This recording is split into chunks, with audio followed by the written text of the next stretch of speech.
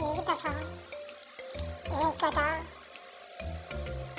घूम रहा था और उसने एक शेर की जिल्द को देखा।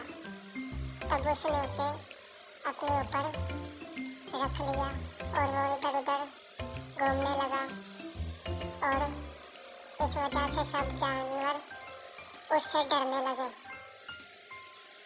तब वो आवाज़ें निकाल कर सबको डराने लगा और बहुत खुश हो रहा था।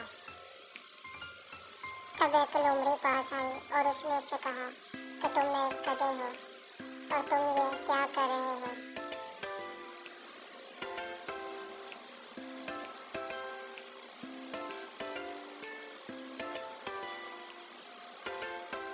तब उसने उसे जिल्द को उतार दिया और वो फिर एक जगह खड़ा हो गया। इस कहानी से यही सबक मिलता है कि कपड़ों से अंदाज़ा नहीं लगाया जा सकता। इस वीडियो को लाइक और सब्सक्राइब